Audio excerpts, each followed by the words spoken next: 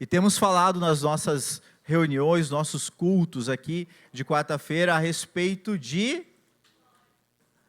da restauração, das portas, né, que nós temos ouvido falar, das portas que foram restauradas, dos muros que foram reerguidos através de um grande homem de Deus, Neemias, um copeiro, né? Um homem que servia o vinho para o rei. E como é interessante poder dizer sobre isso, porque muitas vezes na nossa vida, a gente olha para aquilo que nós fazemos e nós achamos que não somos ninguém. Quem sou eu? Talvez por causa da função, talvez por causa, mas eu sou serviços gerais, pastor. A gente acha que não pode fazer talvez uma coisa grande. Por causa talvez de, mas o meu salário é pequeno, pastor. A gente acha que não tem importância. Não. Se você está aqui, você tem fôlego de vida, Deus te deu vida com um propósito claro, definido, e você tem muita importância. Quem muitas vezes acaba se desmerecendo somos nós mesmos. E a gente começa a fraquejar, e a gente começa a se desmerecer. Neemias era um copeiro, era um cara especialista em vinho.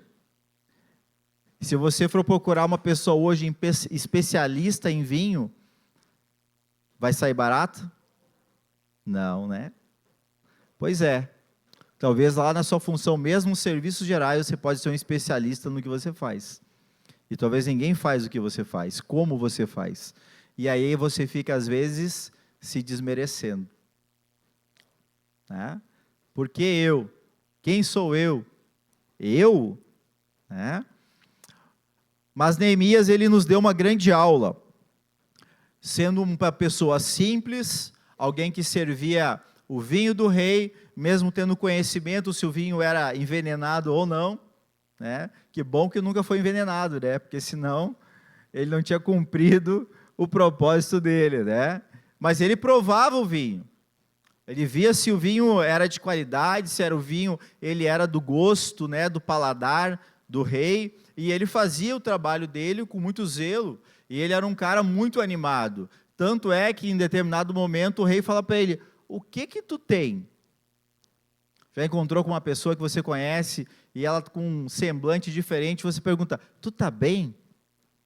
Sim ou não? Porque a gente sabe quando as pessoas estão bem ou não, sim ou não? E Neemias não estava bem, Neemias estava triste, Neemias estava se sentindo mal, pelo quê?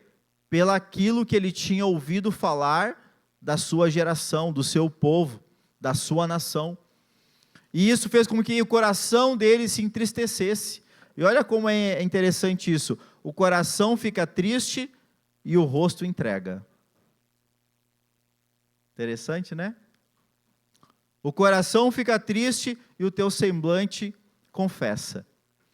E o rei viu que ele não estava bem, o rei viu que ele não estava legal e disse: nunca te vi assim, isso aí não é doença. Isso é doença, é tristeza de coração. De coração. E então Neemias confessa para ele o que acontece. Depois de muito tempo já ter jejuado, ter orado, por causa da tristeza do coração dele. E aí então o rei faz algo incrível. E diz para ele: o que tu quer? Imagina o rei perguntar para o servo, um escravo, porque Neemias era um escravo. Neemias tinha sido trazido como escravo de Jerusalém, de Israel. Ele estava como escravo servindo o rei.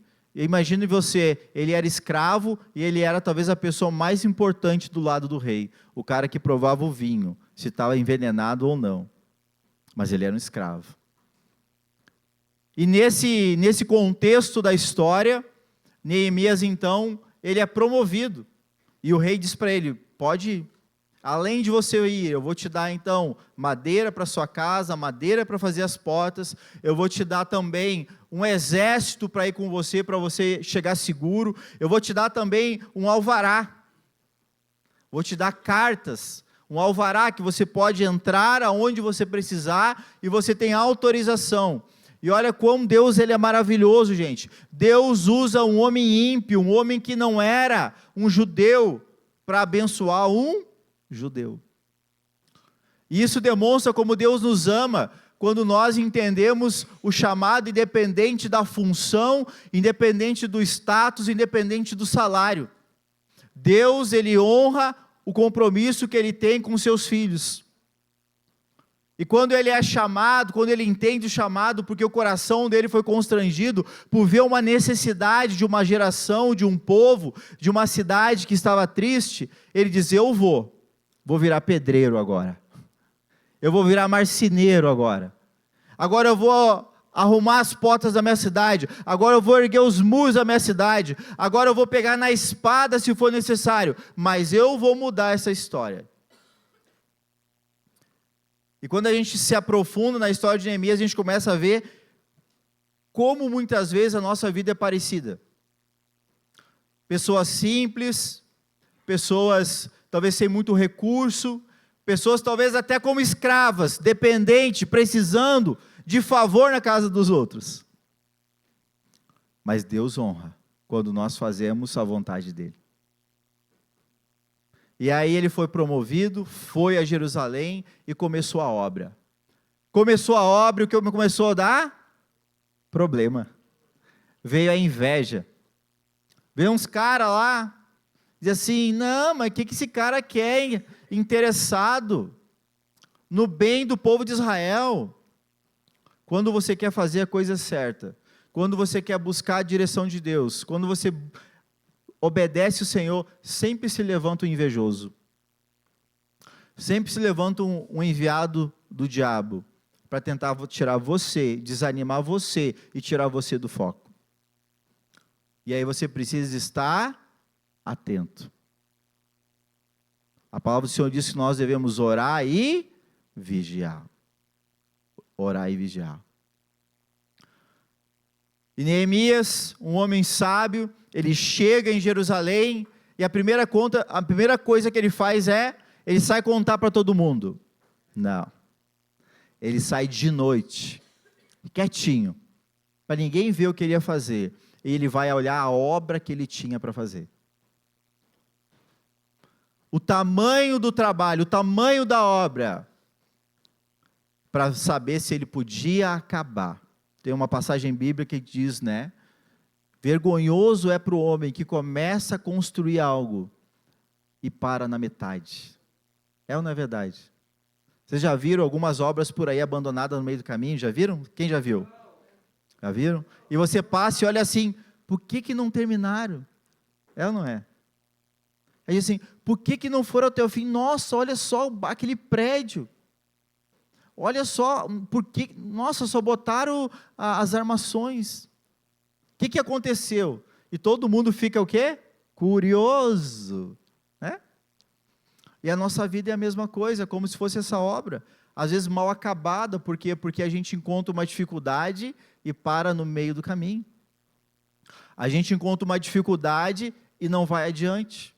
Neemias entendeu todo o trabalho que tinha a ser feito. Ele fez um plano de trabalho. E quando as dificuldades começaram a se levantar, ele disse: ó, fulano, agora tu vai com uma mão botar o tijolo e com a outra segurar a espada. E começou a montar o plano dele, para que o trabalho que ele tivesse começado, o trabalho que ele iniciou, fosse acabado. Amém? Vamos ler ali, Neemias, capítulo 3, verso 15. Vamos falar hoje sobre essa porta, a porta da fonte. Reparou Salum, filho de Coozê, maioral do distrito de Mispá, ele a edificou e a cobriu e lhe assentou as portas com seus ferrolhos e trancas. E ainda o muro do açude de Selá, junto ao jardim do rei, até aos degraus que descem da cidade de Davi. Amém. Aqui então nós vamos falar nessa noite sobre a porta da fonte. Nós já falamos até agora sobre 5 portas. Falamos sobre a porta das ovelhas, falamos sobre a porta do vale, falamos sobre a porta do peixe, a porta velha e a porta do monturo. Pastor, eu não peguei todas, e agora? Vai lá no YouTube e está tudo lá, tá bom? Você pode assistir as portas que você perdeu, que você vai conseguir encontrar. MBCV Estância Velha, lá no YouTube, estão todas as ministrações de quarta e de domingo. Então, hoje nós vamos falar sobre essa porta. E eu tenho falado aqui para a igreja que as portas, elas são lugares de entrada e de saída, sim ou não? Você tem porta na sua casa que só entra? Entra e sai, né? Acredito que sim. Então as portas da nossa vida são lugares onde nós damos entrada e também saída. As portas da nossa vida são lugares que nós permitimos que pessoas possam entrar e também pessoas saiam. Assim como também espíritos nós permitimos que entrem na nossa vida e que também, quando entendemos, nós também expulsamos da nossa vida. E isso é importante que nós venhamos a entender, porque cada uma dessa porta, cada uma delas, ela tem um propósito. Cada uma dessas portas, ela vai fechar algo na sua vida, vai impedir que o mal continue sobre a sua vida, ou ela vai abrir uma porta para que você seja abençoado. Ela vai abrir uma porta para que a sua vida seja transformada. Ela vai abrir uma porta para que você tenha uma vida melhor, através do conhecimento da verdade. Porque a palavra de Deus diz que conhecereis a verdade e a verdade vos vai libertar. E isso não se aplica somente à palavra de Deus, isso se aplica a qualquer área da nossa vida. Quando você, por exemplo, no seu trabalho, você não detém um determinado conhecimento, e a palavra de Deus, ela é conhecimento, e você passa a conhecer aquilo, você passa a ter autoridade sobre aquilo, aquilo passa a te libertar de coisas que você talvez não entendia. Por que as pessoas estudam? Por quê? Para ter conhecimento, e esse conhecimento vai expandir a área de atuação dela, a maneira como ela pensa, as crenças que ela tem, e quando ela passa a conhecer essa nova verdade, esse novo conhecimento, naturalmente a vida dela vai prosperando. Por quê? Porque ela se permite conhecer algo, ela se permite aprender algo novo, ela se permite a conhecer uma nova verdade, e essa verdade vai ajudar ela no caminho da vida dela. E a porta da fonte, que nós lemos aqui em Neemias 3,15, vamos entender um pouquinho sobre ela. A fonte, o que é fonte, gente? Fonte é um lugar de abastecimento, fonte é um lugar onde nós encontramos uma essência. Se a gente for lá na fonte, lá onde nasce o Rio dos Sinos, vai ser a mesma água que a gente encontra aqui em São Leopoldo? Vai ser melhor ou pior? Melhor, porque a gente vai na fonte. A fonte contém água, a fonte contém um recurso, a fonte é um lugar onde nós nos abastecemos, e ali é onde fica a água mais pura, a água mais limpa, onde nós conseguimos encontrar uma essência, e essa essência que eu quero falar nessa noite, que é a fonte, o Espírito Santo de Deus é a nossa fonte, e uma fonte inesgotável. Uma fonte inesgotável. Sabe que muitas vezes na vida as pessoas se encontram em momentos desesperadores, sim ou não? Por quê? Porque a gente chega um determinado momento onde nós nos deparamos com uma situação que nós nos sentimos impotentes. Você já se sentiu assim? Eu não consigo fazer nada. Uma vez a minha filha, Sofia, tinha 2 aninhos, ela cai de um degrau de 10 centímetros, e ela cai de costa, e ela bate a nuca no piso. A Dani, a minha esposa, vai, abraça ela, pega ela, e quando ela pega, ela revira os olhos e ela trava. As mãos dela começam a fazer assim. E aí ela grita para mim, aí eu venho, né, e pego ela, e ali foi a primeira vez que eu me senti uma pessoa impotente, que eu não podia fazer nada. Eu senti que eu podia perder a minha filha naquele dia, eu senti que a minha filha poderia morrer naquela hora, eu me senti um nada. Mas em Deus, a gente não é nada. A gente pode ser tudo. Amém? E quando nós passamos a entender que em Deus tudo é possível ao que crê, tudo passa a ser possível. Só que tem certas coisas que a gente não dá crédito para a palavra. Tem certas coisas que, por exemplo, como o Espírito Santo, que é uma pessoa que está todos os dias conosco, a gente não trata ele como uma pessoa. A gente trata ele como um recurso. O que é um recurso? Eu estou precisando de um clips. É um recurso. Eu uso aquele clips. Eu estou precisando de um caderno. Eu vou lá e pego um caderno. Eu uso aquele caderno. A gente passa a tratar o Espírito Santo como um recurso, e não como um amigo, não como um ajudador, não como uma pessoa que está todos os dias contigo. Hoje teve uma situação muito difícil que eu tive que resolver, e eu, na minha carne, na minha vontade, eu estava muito indignado. E eu orei a Deus: Deus, se eu fazer o que eu quero fazer na minha vontade, vai dar ruim. Eu disse: o que eu faço?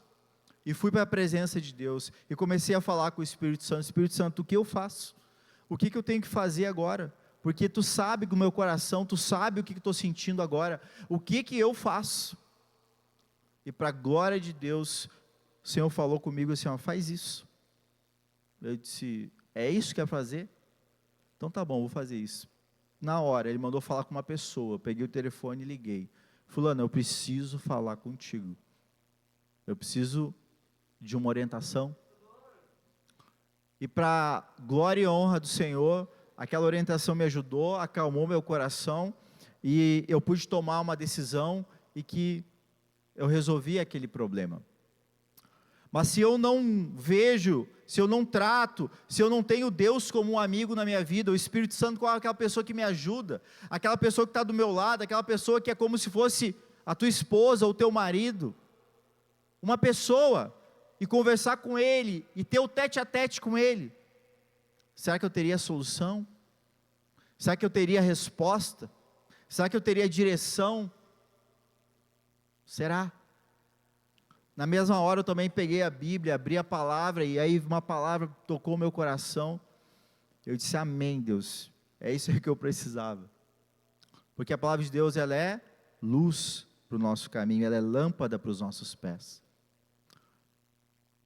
Sim, a palavra de Deus é um recurso para nós, mas o Espírito Santo, ele é o nosso amigo. Ele tem que estar do teu lado todo dia. Ele tem que estar junto com você todas as horas, e não só quando você está no perrengue, não só quando o dia fica ruim, não só quando falta o dinheiro, não só quando você briga com alguma pessoa, não só quando você se estressa no trânsito. Não, Ele está o tempo todo conosco. Já tenho falado que essas portas, elas trabalham na nossa vida nas 3 áreas: social, espiritual e também material. E é tão legal isso, que se você pedir conselho para uma pessoa, você chegar para o seu amigo: fulano, olha só, estou com um problema financeiro aqui, o que eu posso fazer? Ele vai te dar um conselho, sim ou não? Sim? Pode dizer, gente. Sim. Se ele for bom de finança, melhor ainda, né? E se você tiver um problema que você está angustiado, brigou com alguém e tal, e você vai pedir um conselho, ele vai te dar um conselho? Sim, né? Vai. Né? E se você chegar para um irmão da igreja, e você dizer assim: puxa, olha, pá, minha vida espiritual está assim, assim, assim, e pedir um conselho, ele vai te dar um conselho? Vai te dar também. E o Espírito Santo? Ele não pode te dar conselho? Ele é Deus, o próprio Deus, que está todos os dias contigo, em todo momento contigo, a toda hora contigo, e sabe o que nenhum amigo teu sabe, a teu respeito. Sabe o que nem a tua esposa ou o teu marido sabe, a teu respeito. E às vezes a gente tem ele como simplesmente um recurso. Para uma hora que eu preciso, que eu me apertei, eu vou lá e, que nem eu faço empréstimo no banco. Agora eu vou pagar a dívida. Aí eu faço um jejum, agora eu vou na igreja, agora eu vou orar, agora. A gente não precisa tratar ele assim, porque ele é muito mais do que isso. Olha o que diz Isaías 44, a partir do verso 1. Como a palavra de Deus ela é linda, gente.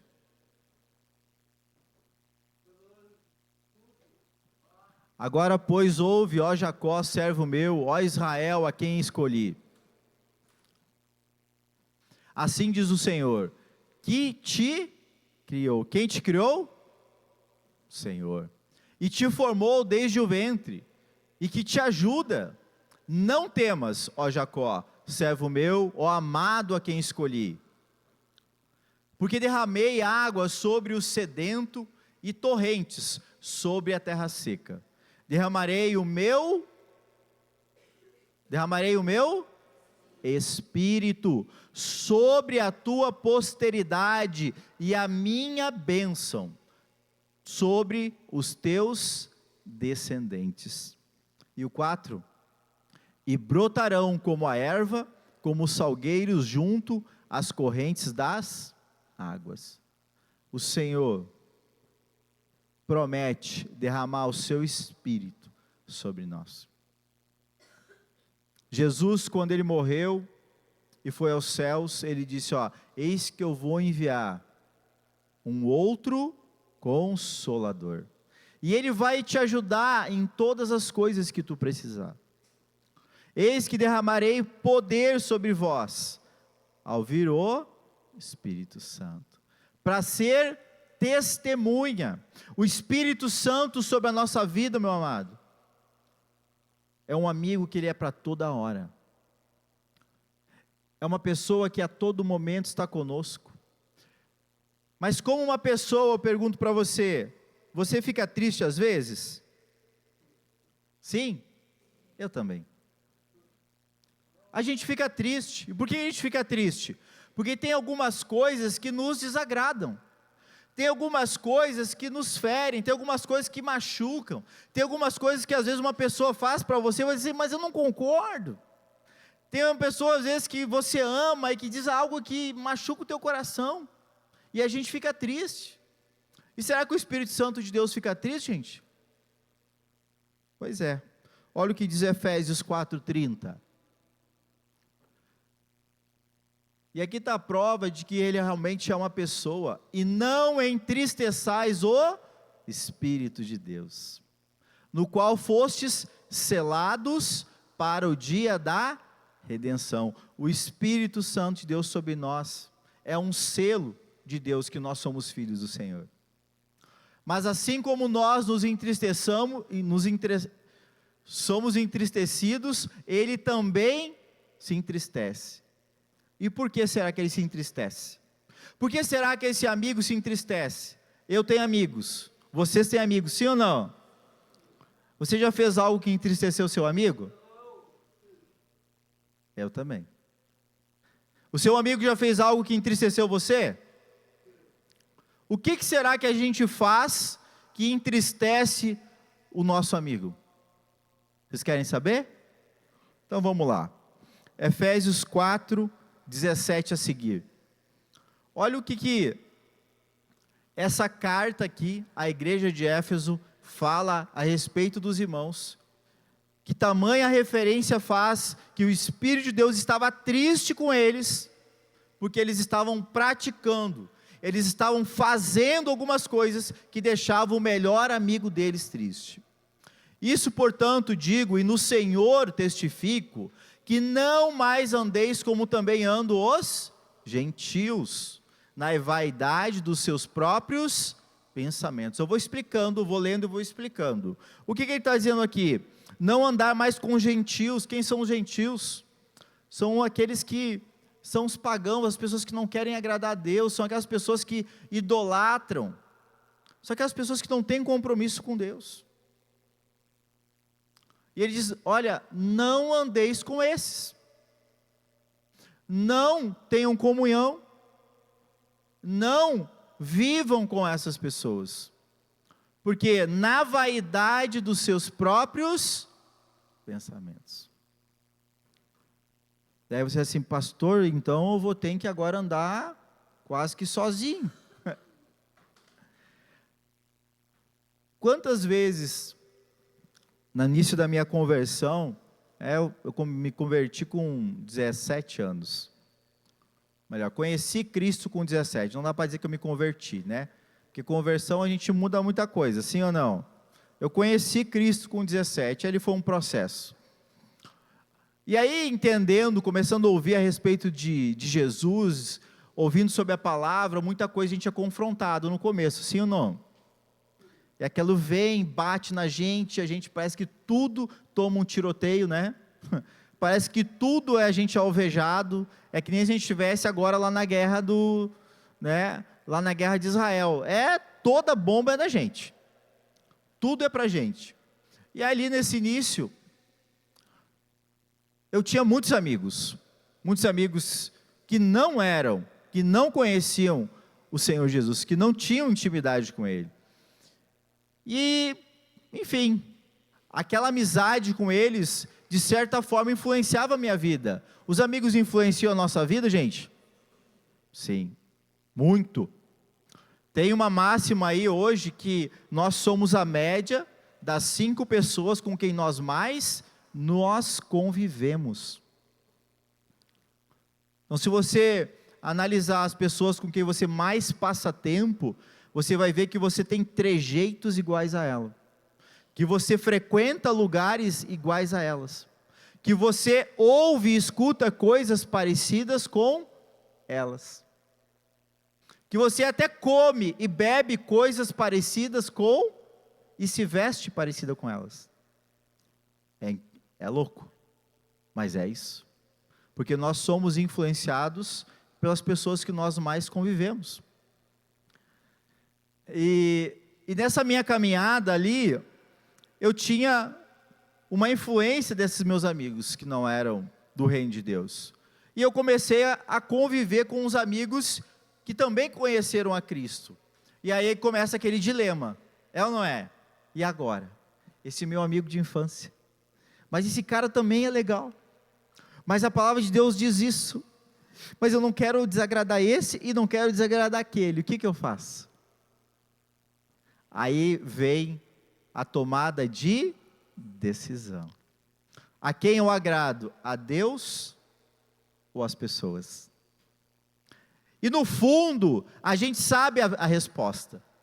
No fundo, a gente sabe o que deve ser feito. No fundo, a gente sabe a verdade. Mas o que a gente faz? Entristece o amigo. O Espírito Santo. Por quê? Porque eu acabo andando com ele, eu acabo fazendo o que eles fazem. Mas é só uma, né? É só uma, e a gente vai no embalo. Mas eu quero te dizer que o Espírito Santo, ele habita onde mesmo, gente? Diz aqui assim, dentro de mim. Se ele habita dentro de você, e ele está triste, quem é que fica triste? Você. Eu. Porque nós somos o templo do Espírito Santo. Está aí o porquê muitas vezes a gente não entende, porque a nossa vida, parece que está tudo errado. Porque não estou alegre, eu não estou feliz. Nossa, parece que tem uma coisa errada comigo. O teu amigo que mora dentro de você está triste. Mas vamos lá, vamos entender por que mais ele fica triste. Obscurecidos de entendimento, ou seja, a pessoa não entende, ela vê, ela ouve, mas ela não entende porque as coisas estão acontecendo, ela acha que está tudo normal, acha que está tudo certo, não tem problema nenhum. O que é isso? Obscurecido de entender as coisas. Eu não estou entendendo, está todo mundo falando, está vendo, mas ela não entende. Alheios a vida de Deus por causa da ignorância em que vive. Por não entender, ele fica alheio a fazer a vontade do Senhor. Não dá nada os meus amigos. Não dá nada a minha turma. Não tem problema. Por enquanto. Né? Por enquanto. Pela dureza do seu coração. Aí alguém vai e fala, mas fulano, tu não acha que isso? Não, dureza do coração. Mas fulano, tu não acha que a palavra de Deus diz, não, capaz, não dá nada. Vai nessa. E o que mais? Os quais, tendo se tornado Aqui começa o problema de muito casal separado, por causa da insensibilidade. Se torna indiferente, insensível à necessidade do outro. Insensível ao que o outro fala. Insensível ao que o outro gosta. Insensível ao que lá tem que fazer no trabalho. Por causa da insensibilidade das pessoas, se entregam então o que? A dissolução. Com avidez, cometerem toda sorte de impureza. Então, ela fica obscurecida de entendimento, o coração dela fica duro, e ela faz o que dá na telha.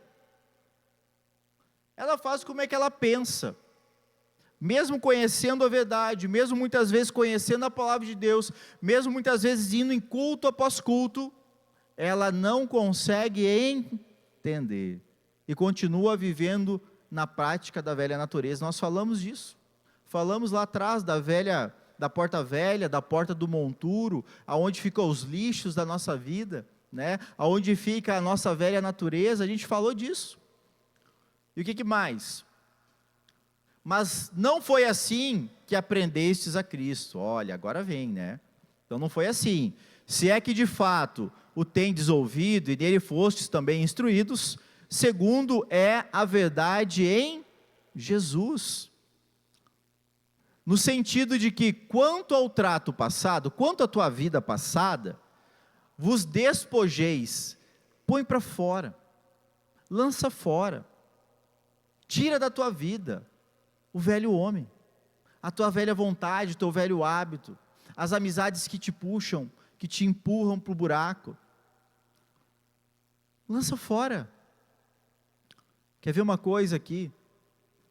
Pega uma pessoa, um adicto, uma pessoa que, problema com drogas, a pessoa cai em si, não, eu vou me internar, ela vai e se interna.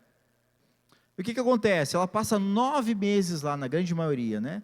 9 meses, é como se fosse uma gestação, é para ele nascer de novo. E ele sai de lá. Tem muita gente viciada, e às vezes não é só droga, pornografia, dinheiro. E o que acontece? Essa pessoa sai, e quando sai, quem vem atrás dela? Os amigos. Fulano, tu voltou. Mas quais amigos? Os amigos do interesse, os amigos para vender de novo, os amigos que levaram para a boca, os amigos que vão levar para o álcool de novo. O que essa pessoa precisa fazer e aprender? O que ela aprendeu em 9 meses, a substituir os seus hábitos, a substituir os seus relacionamentos, a substituir os seus comportamentos, a substituir os lugares que frequenta, a substituir as coisas e vontades que ela tinha. Se ela não substituir, ela não vai se libertar, ela não vai continuar sã. E isso serve como uma forma prática para os pecados que nós temos, que são esses pecados que ele está dizendo aqui. Você precisa se despojar do velho homem, você precisa tirar fora isso, muda, substitui, porque se corrompe segundo a concupiscência do engano. O que é concupiscência, gente? É um desejo desenfreado, e a própria pessoa se engana. A Bíblia fala, não vos enganeis, não é enganar Deus, não vos enganeis. E no fundo todo mundo sabe que aquilo que vai fazer é errado, mas acaba fazendo. A grande maioria das pessoas que me procuram para pedir um conselho, a gente chega à grande conclusão que ela já sabia o que precisava. Ela já sabia até a solução do problema. A questão é que ela precisava às vezes colocar para fora. E se eu perguntar para você aqui, você sabe qual é o seu problema? Você sabe o que faz você pecar? Você sabe o que faz você entristecer o Espírito Santo na sua vida, e por isso você, mesmo na condição como Neemias, sendo uma pessoa talvez que você considera simples, não consegue crescer, não consegue melhorar, não consegue frutificar? Eu sei que você sabe. A questão é, o que você faz para mudar isso? O que você está fazendo para mudar essa situação? Mas fica tranquilo, Deus está aqui nesse lugar. E Ele tem solução para cada um de nós.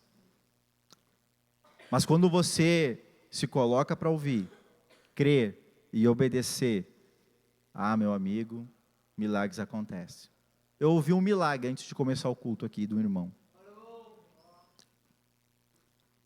Eu ouvi um milagre. Louvado seja o nome do Senhor. Amém? E o que mais? Ele diz, e vos renoveis então no espírito do vosso entendimento. Quem que tem que se renovar, gente? Diga eu. Você precisa se renovar. Romanos 12:2 diz que nós não devemos nos conformar com este século, mas transformai-vos pela renovação do entendimento. E vos revistais então do quê? Do novo homem, de uma nova vida, de uma nova perspectiva, de uma nova visão, de um novo conhecimento, de uma nova verdade, de um novo tempo, de novos lugares, de novas amizades, de novos conteúdos. Porque hoje o que tem estragado muita gente, muita família, muito relacionamento, muito jovem, muito adolescente, é a internet. O que você empresta os seus olhos para ver, para ouvir, para escutar? E o que mais? Por isso, deixando então o quê? A mentira. Fale cada um a verdade com o seu próximo, porque somos membros uns dos... A mentira quebra qualquer tipo de confiança. A mentira quebra qualquer tipo de relacionamento. A mentira rompe qualquer tipo de laço, de confiança, de amizade que você tenha com alguém. A mentira é algo terrível. E tanto é que diz que tem um cara que é chamado o pai da mentira. Como é que é o nome dele? Pode falar, ele não vai vir. O diabo. Tem gente que não fala, né? Porque, se eu falar, ele vem perto de mim, né? Fica tranquilo, isso aí já passou esse tempo, né? Você é do velho homem. Amém? Porque você tem autoridade em Jesus Cristo, porque as portas do inferno não prevalecem contra a igreja, e se você é a igreja do Senhor, você ora, e você diz em nome de Jesus, sai, ele sai. Amém? Porque você é filho de Deus, tem autoridade no nome de Jesus, é só você exercer. É que nem o cachorro, você vai deixar o cachorro que não é seu entrar na sua casa? O que você faz? Sai daí! Sai, ô pulguento, né? Fala para o diabo, sai daqui, em nome de Jesus. E ele vai sair, porque ele tem que obedecer. Mas você também tem que estar na presença do...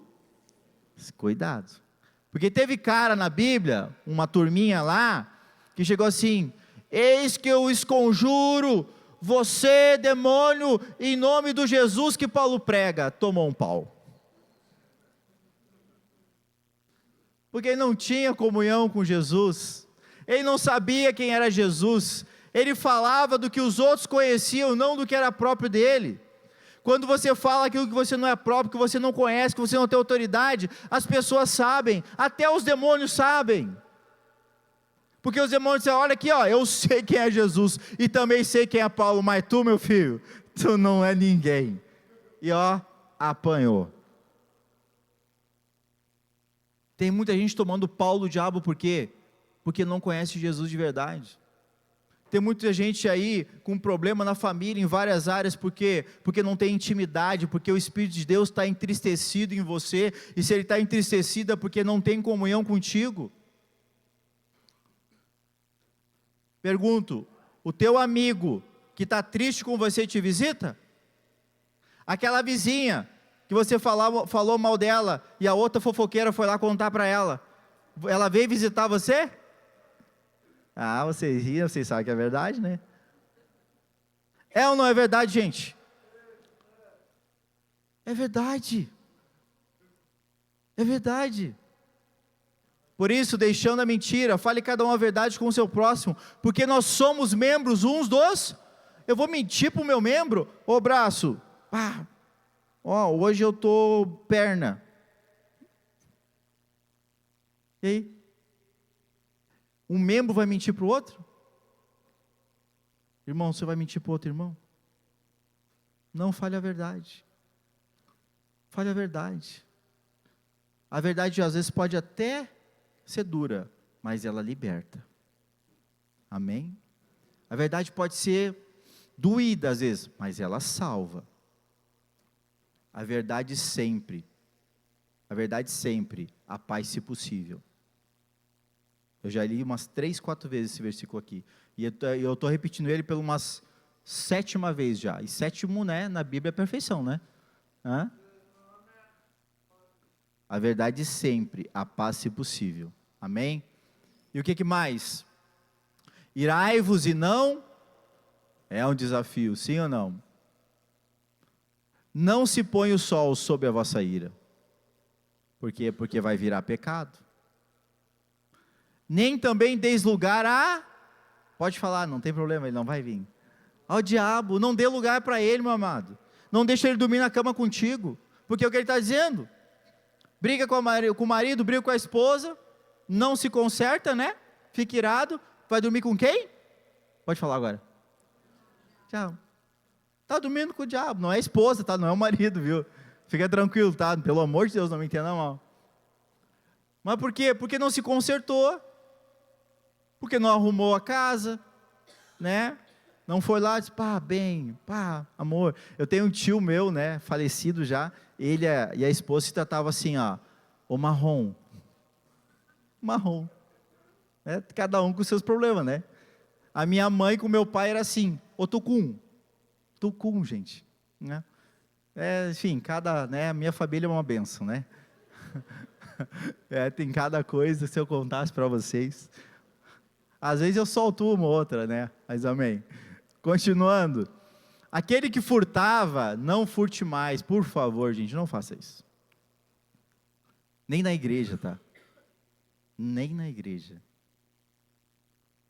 Que Deus tenha de nós, porque às vezes assim tem coisa que é fantasma. Interessante.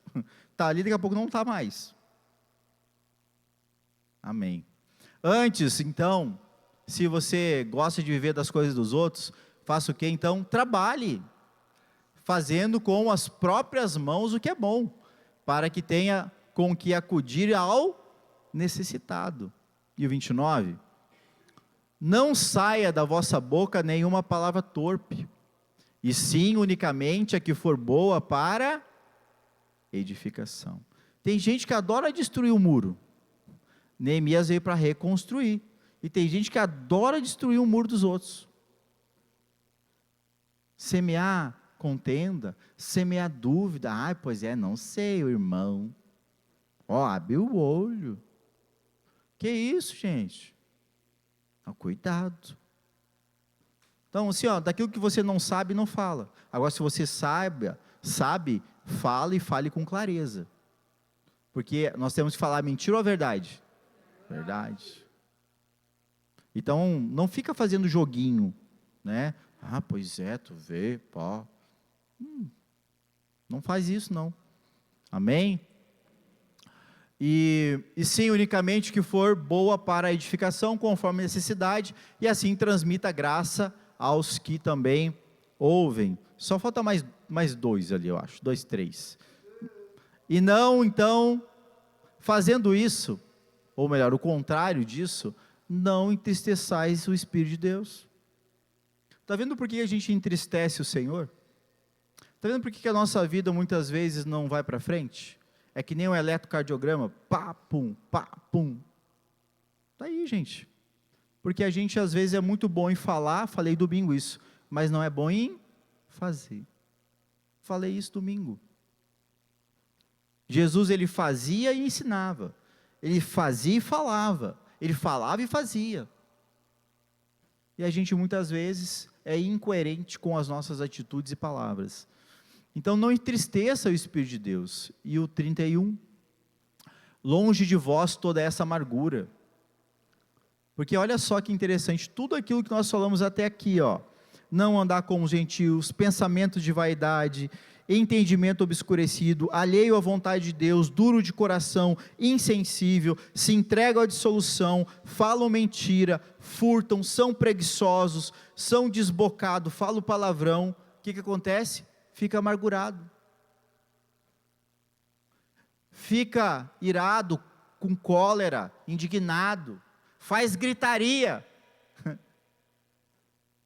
porque eu não concordo, né?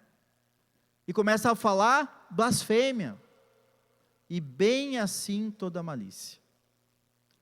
É ou não é? Não é assim que acontece? Sim, é assim que acontece. E o último ali, antes, então, sede uns para com os outros benignos, compassivos, perdoando-vos uns aos outros, como também Deus em Cristo vos perdoou. Cristo nos perdoou.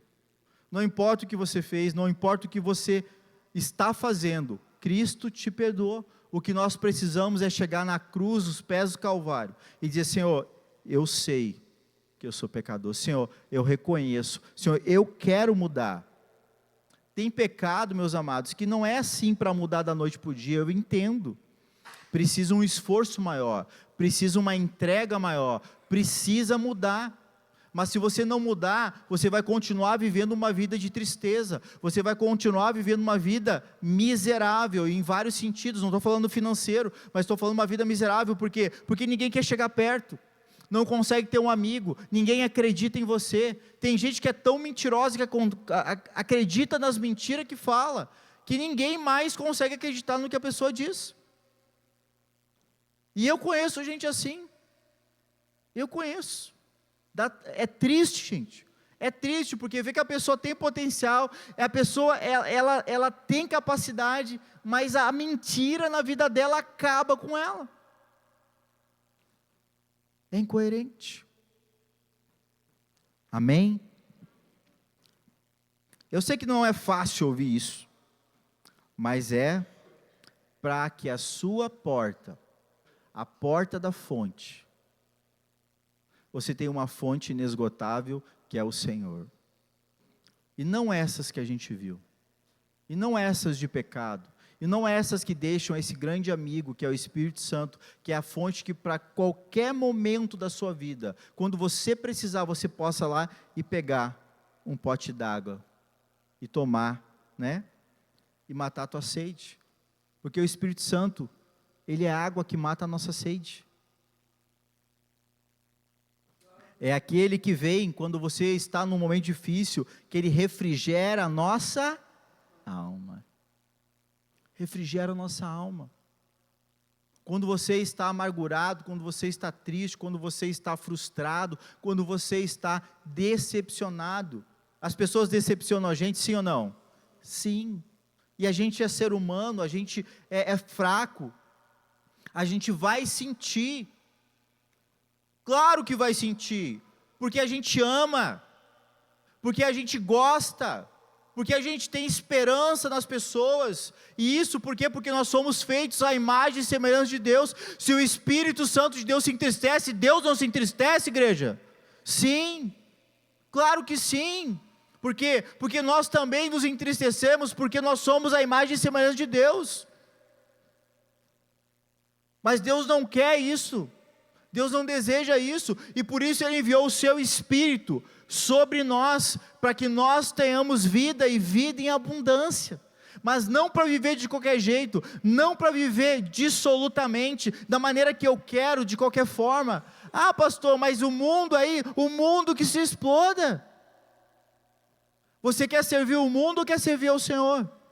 A Bíblia diz que ninguém pode servir a dois senhores, ou vai agradar um, ou vai desagradar o outro. Quem você quer agradar? Aquele que te deu vida, e pode te dar salvação, e paz, alegria todo dia? Ou agradar aquelas pessoas, ou o inimigo, ou o diabo, ou os demônios, que ficam rondando a sua vida todo dia, para fazer aquilo que você gosta. Na hora vai ser bom, e depois? Por isso que o Senhor, Ele nos convida: vinde a mim, eis que eu estou à porta e bato. Se alguém abrir a porta, eu vou entrar. Se alguém abrir a porta, eu vou ceiar, eu vou sentar contigo, e nós vamos conversar. O que a gente faz na mesa com a família? Tem comunhão, a gente conversa, a gente fala das coisas, né? Só que até isso hoje em dia está difícil, né? Sentar à mesa com a família. Você consegue? Quando não é um na televisão, um no celular, né? Um no sofá. É ou não é verdade? É um para cada lado. A mesa é um lugar sagrado. Não é à toa que a ceia foi aonde? Na mesa. E Jesus ali pôde compartilhar, pôde falar das coisas que iriam acontecer. A mesa é lugar de compartilhar. A mesa é um lugar da gente poder ali com a família, até colocar os pingos nos i. A mesa é um lugar de comunhão. E se a gente não sentar à mesa com o Senhor, se não deixar abrir a porta para Ele, como que a gente vai ajustar a nossa vida? Como que a gente vai melhorar a nossa casa? Como que a gente vai projetar o nosso futuro? Como Neemias, quando chegou lá de noite, olhou toda aquela estrutura, a vida da cidade toda destruída, os muros tudo destruído, o templo já estava reerguido, mas nem sendo utilizado, e ele diz assim: não, eu vou mudar essa história. Você quer mudar a sua história? É você que vai mudar, não é o teu vizinho, não é o teu marido, não é a tua esposa, não é o teu filho, é você que muda a tua história. Começa por uma pequena decisão, começa por uma escolha, começa por olhar para onde você vai caminhar, para onde você vai ir, mas primeiro você tem que olhar para o seu problema hoje, e dizer assim: chega problema, chega mentira, chega relacionamento, chega amizade ruim, chega. O que você tem que dizer chega hoje? O que você tem que dizer para o Espírito Santo? Eis-me aqui. Olha o que diz Romanos 8:11.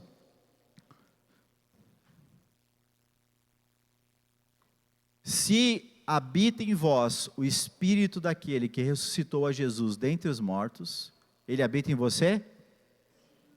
Está fraco, gente, vocês não estão crendo, não? O Espírito de Deus habita em você? Se habita em vós, esse mesmo que ressuscitou a Cristo Jesus dentre os mortos, vivificará também o corpo mortal, por meio do seu Espírito que em vós habita. Você está dormente? Como está a sua vida? Saber que até isso, quando nós estamos entristecidos, o Espírito de Deus em nós, entristecido, a gente sente na carne. A gente primeiro sente na alma, e depois a gente sente na carne. Você não chora quando está triste? Não fica com o semblante abatido? Por quê? Porque a tua alma está triste. E o que mais? Assim, pois, irmãos, somos então devedores, não à carne, como constrangidos a viver segundo a carne. Porque se viver segundo a carne, caminhais para a morte. Mas se pelo Espírito mortificarnes os feitos do corpo, certamente vivereis. Se nós mortificar, se nós abandonar, se nós largar essa vida, que não frutifica em nada, que não alegra em nada, que não traz resultados benéficos para a sua vida, nós vamos ter uma vida, e não é qualquer vida. Jesus disse: eu sou o caminho, a verdade e a vida nele, a vida no Senhor.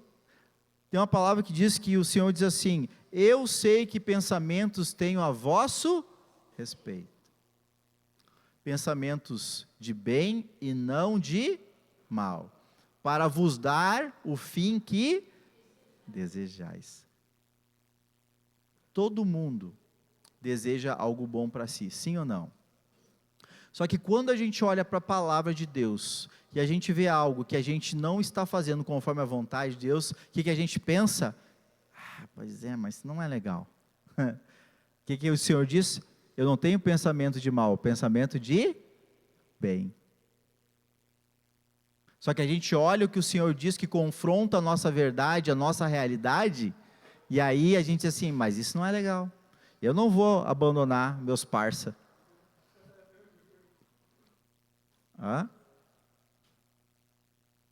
Eu não vou abandonar a cervejada do domingo. Eu não vou abandonar a mentira. Mas o Senhor quer te dar o fim que tu quer. O que é o fim que todo mundo quer? Você quer ser feliz? Quer ter família abençoada? Amém? Quer ter filhos melhores que você? Amém? Quer ter uma vida próspera?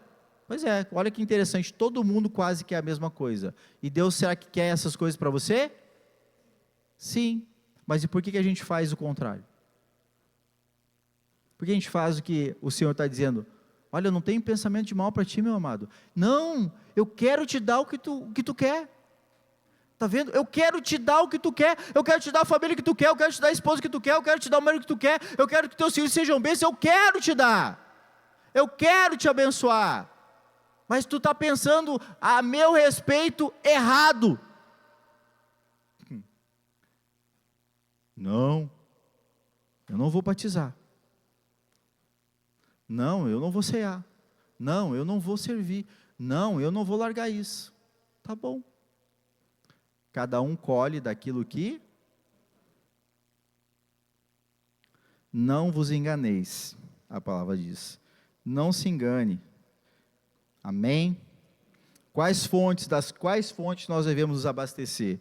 E vai ser bem rapidinho agora. Coloca para nós Provérbios 14, 27. Quais fontes nós devemos abastecer? O que a palavra de Deus diz aqui sobre nós, algumas fontes? O temor do Senhor é a fonte de vida, para evitar os laços da temor do Senhor.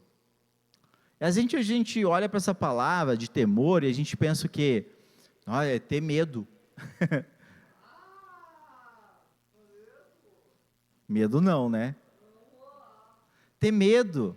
As pessoas olham para Deus e têm medo do juízo. Eu vou para o inferno, pastor. Não, amado, temor é ter amor, porque quem ama faz a vontade do outro. Quem ama faz a vontade do outro. Se você ama a esposa, você vai fazer coisas para agradar ela, não é? Se você ama o marido, vai fazer coisas para agradar o marido. Você ama o seu filho, não faz coisas para agradar o filho. Temor é ter amor. Quando você tem amor pelo Senhor, aí, meu amado, você vai evitar laços de morte para a sua vida. Amém? O que mais? Provérbios 13, 14. Esse aqui também, muito especial, uma outra fonte. O ensino do sábio é fonte de vida. De novo, fonte de vida. Para que se evitem os laços de novo da morte. Como? Ensino do sábio. Agora eu pergunto, a quem você vai recorrer? Para quem você pede conselho? Cuidado, muito cuidado. A quem são as pessoas que você pede conselho? Infelizmente tem pessoas mal intencionadas às vezes, né? Ou por interesse, que acabam dando conselhos para algumas pessoas, que são conselhos de morte, e não de vida. Por quê? Porque ela está pensando nela, e não em você. E isso a gente tem que ter cuidado. E avaliar, sempre. Amém? Terceiro, Provérbios 4, 23. Outra fonte que a gente deve cuidar. Sobre tudo que se deve guardar, guarda o coração, porque dele procedem as fontes da vida. O que você deixa entrar no seu coração? Tem pessoas que às vezes uma simples coisa, ela leva para o coração e fica ressentida, fica magoada, fica triste. E aí ela começa a criar o quê? Um preconceito. Um preconceito. Então, a gente está vivendo aqui na igreja um novo tempo. E é natural que eu, como sendo pastor da igreja agora, eu começo a perceber algumas coisas. E o que vai acontecendo? Eu vou criando a minha maneira de cuidar das coisas. E eu sou igual a vocês? Eu sou igual ao pastor que estava aqui antes? Não. Eu tenho uma percepção diferente. Então, algumas coisas, naturalmente, eu vou fazer diferente. Porque eu penso que algumas coisas precisam mudar, melhorar. E aí, quando eu venho com uma novidade, o que acontece para algumas pessoas? Leva para o coração. Ah, mas eu não concordo. Ah, mas eu não aceito. Ah, eu não gostei. Mas eu não faço para me agradar. Eu faço o melhor para todos. Para a edificação da igreja. Eu não faço para o meu interesse. Eu não faço para o meu benefício. Eu faço porque é para o interesse da igreja. Para que seja melhor para a igreja. Mas tem pessoas que talvez estão com os olhos voltados muito mais para si, e aí acabou interpretando as coisas de uma maneira equivocada. Mas eu quero dar um conselho para você que talvez possa ter olhado de alguma forma, em algum momento, isso assim. E eu aprendi cedo isso, e aprendi com o meu primeiro patrão. Sabe o que ele dizia? Dizia assim: conversando tudo se resolve. Então, se tem algum problema, a Bíblia diz, vai ter com o teu irmão. Tem algo que você não concorda? Vem falar comigo. Tem algo que você acha que talvez eu tenha dito, tenha feito, e que talvez você se sentiu de alguma forma atingido, e não concorda? Vem falar comigo. Porque eu não sei o que você sente. Eu não sei o que você pensa. Mas se você tem algo, vem falar comigo. E a minha porta está aberta. Amém? Porque tudo que é feito, e tudo que eu tenho feito e buscado, é o melhor para a igreja. Mas obviamente que a gente não consegue agradar todos, né? Ah, Jesus não agradou, quem sou eu, né? O que direi, pois eu, dessas coisas? Mas louvado seja o nome do Senhor. Então guarda o teu coração, para que você não seja contaminado pela maneira como você vê as coisas. E o último, 1 Coríntios 10, 4. Olha o que diz. E beberam da mesma fonte espiritual, porque bebiam de uma pedra espiritual que os seguia, e a pedra era